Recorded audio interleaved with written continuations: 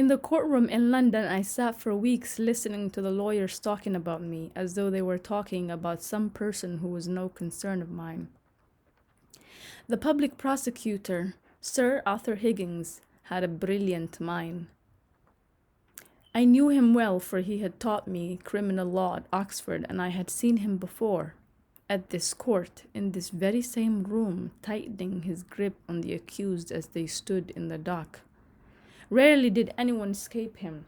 I saw men weeping and fainting after he had finished his cross-examination. But this time he was wrestling with a corpse. "Were you the cause of Anne Hammond's suicide?" "I don't know." "And Sheila Greenwood?" "I don't know." "And Isabella Seymour?" "I don't know." "Did you kill Jean Morris?" "Yes." "Did you kill her intentionally?" "Yes." It was as though his voice came to me from another world. The man continued skillfully to draw a terrible picture of a werewolf who had been the reason for two girls committing suicide, had wrecked the life of a married woman and killed his own wife. An egoist whose life had been directed to the quest of pleasure. Once it occurred to me in my stupor, as I sat there listening to my former teacher, Professor Maxwell Foster Keene, trying to save me from the gallows, that I should stand up and shout at the court, "This Mustafa Saeed does not exist. He's an illusion. A lie. I ask of you to rule that the lie be killed." But I remained as lifeless as a heap of ashes. Professor Maxwell Foster Keene continued to draw a distinctive picture of the mind of a genius whom circumstances had driven to killing in a moment of mad passion. He related to them how I had been appointed a lecturer in economics at London University at the age of 24. He told them that Anne Hammond and Sheila Greenwood were girls who were seeking death by every means, and that they would have committed suicide whether they had met Mustafa Saeed or not. Mustafa Saeed, gentlemen of the jury, is a noble person whose mind was able to absorb Western civilization, but it broke his heart. These girls were not killed by Mustafa Saeed, but by the germ of a deadly disease that assailed them 1,000 years ago. It occurred to me that I should stand up and say to them, "This is untrue, a fabrication. It was I who killed them. I am the desert of thirst. I am no Othello. I am a lie. Why don't you sentence me to be hanged and so kill the lie?" But Professor Foster Keene turned the trial into a conflict between two worlds, a struggle of which I was one of the victims. The train carried me to Victoria Station and to the world of Jean Morris.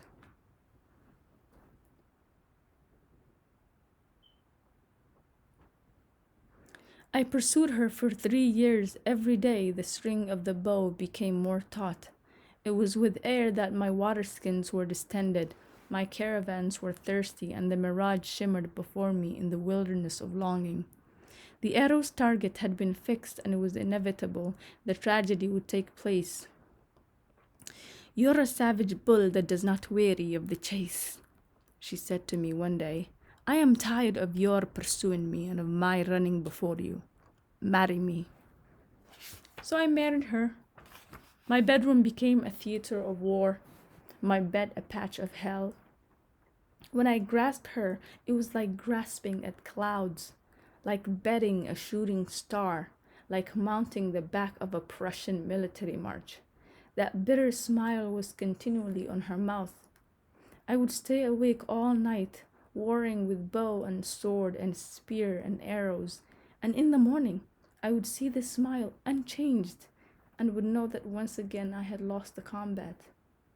It was as though I were a slave Shahriyar you buy in the market for a dinar, encountering a Shahrazad begging amidst the rubble of a city destroyed by plague.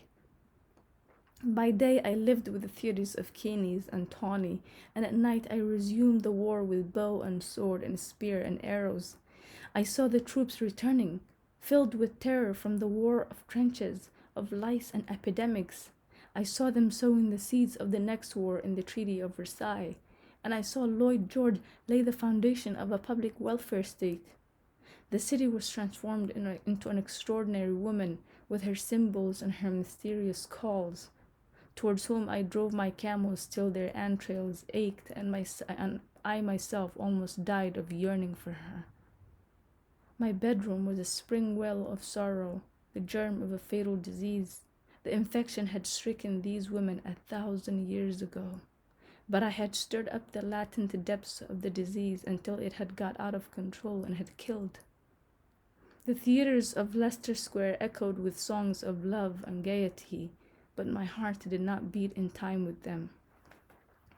Who would have thought that Sheila Greenwood would have the courage to commit suicide? A waitress in a Soho restaurant, a simple girl with a sweet smile and a sweet way of speaking. Her people were village folk from the suburbs of Hull. I seduced her with gifts and honeyed words and an unfaltering way of seeing things as they really are. It was my world so novel to her that attracted her. The smell of burning sandalwood and incense made her dizzy. She stood for a long time laughing at her image in the mirror as she fondled the ivory necklace I placed like a noose around her beautiful neck.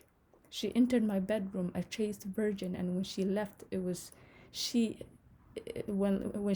she was carrying the germs of self-destruction within her. She died without a single word passing her lips.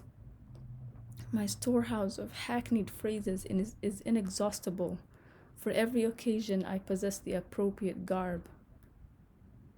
Is it not true, by way of example, that in the period between October 1922 and February 1923, that in this period alone you were living with 5 women simultaneously? Yes. And that you gave each one the impression you'd marry her? Yes. And that you adopted a different name with each one? Yes. That you are Hassan and Charles and Amin and Mustafa and Richard? Yes. And yet you were writing and lecturing on a system of economics based on love, not figures? Isn't it true you made your name by your appeal for your humanity in economics? Yes.